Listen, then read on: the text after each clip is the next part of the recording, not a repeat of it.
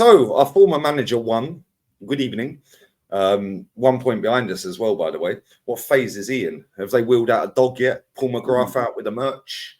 Probably not. Any ex-players on TalkSport giving it all the prop? 640 million deep? No, of course not. They ain't. Okay, cool. It's almost like being the best-looking Spaniard. Doesn't really count for anything, can it? But anyway, Arsenal 0. Missed a couple of chances today. Our captain ducking tackles. Benjamin White shocking. Centre-back shocking. The striker shocking. Martinelli shocking. Saka poor. Declan Rice's worst game for the club. And 29, the much maligned 29, especially by us, actually looked like the only one up for it today, Kenny. What did you make of that? The goalkeeper was poor at times, dropping every shot that came at him. What did you make of it, mate? Well, the thing about it is that I suggested that after Villa won against Man City, I said it on, on Instagram, because I don't do Twitter, that you can't replicate that standard performance, twice in 3 days. And I generally thought they were there for the taking, but then again, we had to go to the well again against Luton. But the goal was shocking. The reason why I'm going to let Shevchenko, because after that he redeemed himself. But to have a situation where Zinchenko has gone walkies again, he's going to go walkies. Gabriel's got to get there. Magalhaes has got to get there. He knows. We always know Zinchenko's going to go walkies in the midfield. Gabriel Magalhaes has got to get there. And then where was Saliba there? Why was Ben White having to come out the right-hand side to go and, like I said, get Titan McGinn? And by the way, Ben White did a terrible job of getting Titan McGinn, by the way. McGinn was able to Ross Barkley the other day. Yeah. We were surprised. He's been shocked. Exactly. Yeah, exactly. And that's why he's not a centre-half, because he's not strong enough. But McGinn sort of put his big backside, scores, and that's it. And after that, Villa was setting for the 1-0. We absolutely battered them. We created many chances. There were situations where we had pace on both sides, Martinelli and Saka. But for some reason, only Odegaard knows what happened in that first half with that chance. And only he knows what happened in the second half with the chance that Havertz put on the plate for him. Because out of the players that played today, it was only for me, although I ain't going to back the players who actually stood out were the much maligned Zinchenko and Kai Havertz. I don't recognise Kai Havertz. And it's a shame that, I'm talking about his brilliant performance, because I thought it was a really good performance. The reason why I got it performance, because the reason why I'm going to praise him, because he was up for it compared to our captain. Let's just get this in. What our captain did when Matty Cash made that run, he had that shot that, went wide. We all saw what Martin Odegaard did. We saw him shit himself. We know why you shit yourself. We know why you've done it. All right, we know why you've done it. Because you got done by Cash when he gave you a horrible tackle. But you shouldn't be doing that. If you're an Arsenal captain, you don't do that. Don't take the piss, mate. Koscielny wouldn't have done that, right? And he wasn't exactly like bacon and eggs, mate. Tony Adams would never have done that. Vieira would never have done that. Everyone who wears the armband, like McClintock, you don't do that. No matter how hurt you are, you don't protect yourself from, like I said, from a bad tackle or battle a challenge like that. You still not. Yeah, but the thing is, he was favourite to win it.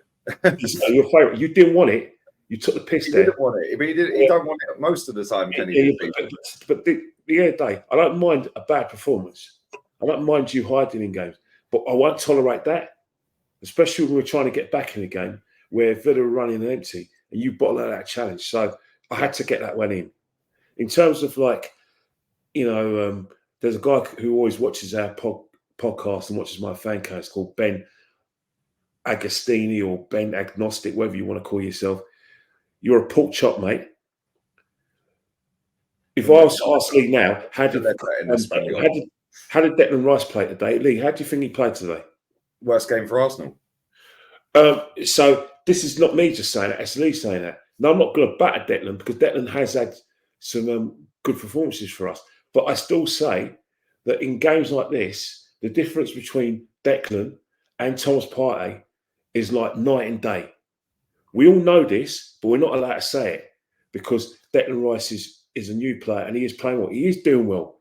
But midfield isn't just about being a DM and recoveries. You've got to give us something else from a creative point of view or making runs if you're not creating. And Declan didn't do that today. Don't get me wrong. We didn't really need Declan to do that because, let's face it, when you have clear-cut chances,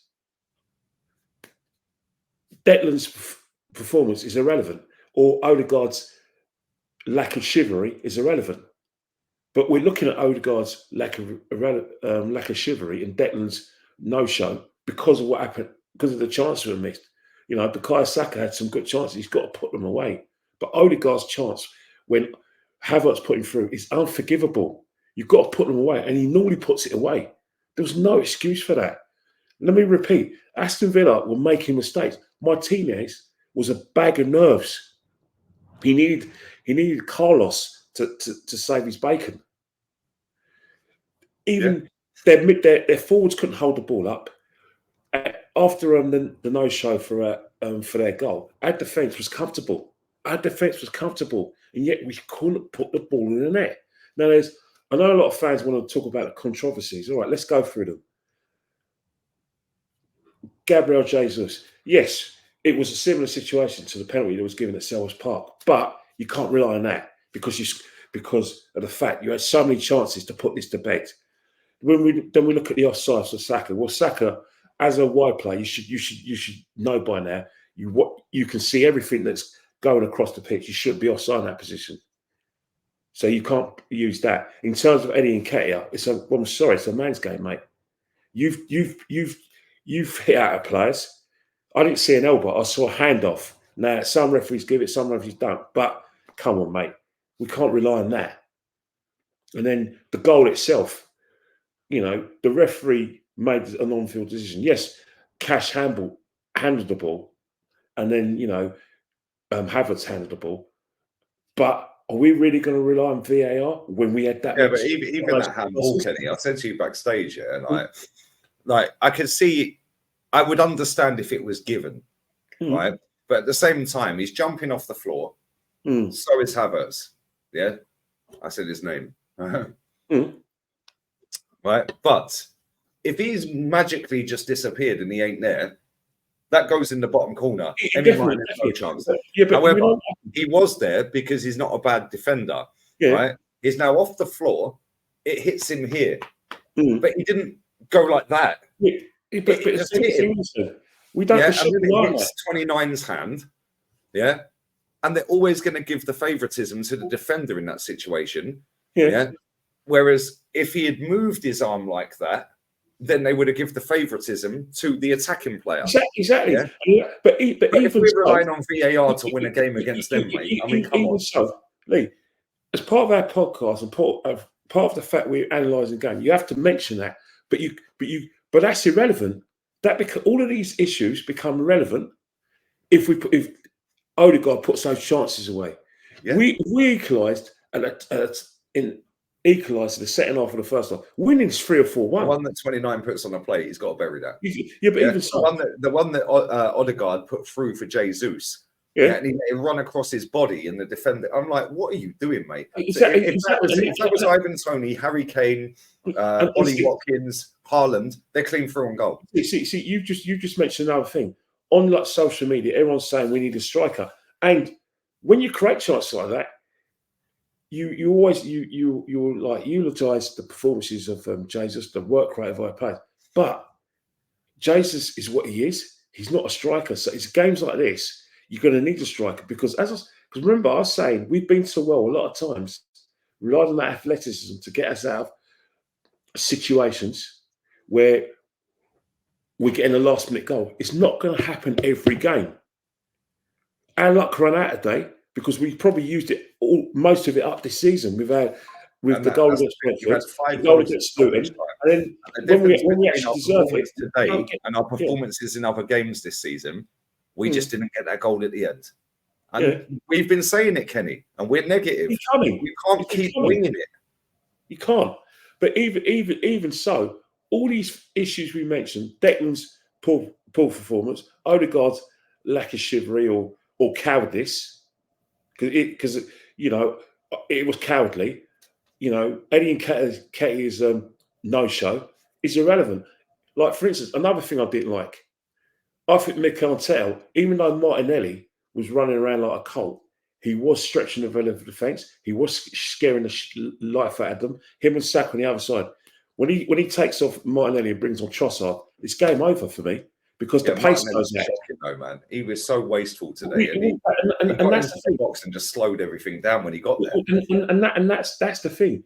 When we were putting Villa to sword, what we were doing is that we're moving the ball quickly. Villa are out of position. We're dragging them out of position. But when Trossard comes in, it takes them about 5 minutes to get into the game, which means sometimes you've got to take off someone else. Maybe take on another midfielder. Maybe take off Martin Odegaard and put Trossard in, and then you still have that pace going on both sides. And I think Mikel Arteta tactically he played to Unai's hand because Unai, he ain't a stupid man.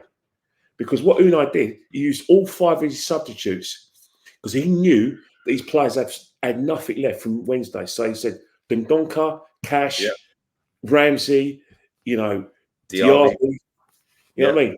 All you guys come on. He did exactly what he's done all season. Get a goal, sit back, and now you've got to come to us. Putting his foot on the ball, and Ollie Watkins is the outball every time, yeah. And then off of the back of that, John McGinn running around, lay off. That's how they beat Tottenham. Then you had Digne running down the left. That's a layoff. And then you had what's his name, Leon Bailey in the first half before he got injured, running off of him. Ollie Watkins was their best player today, other than John McGinn.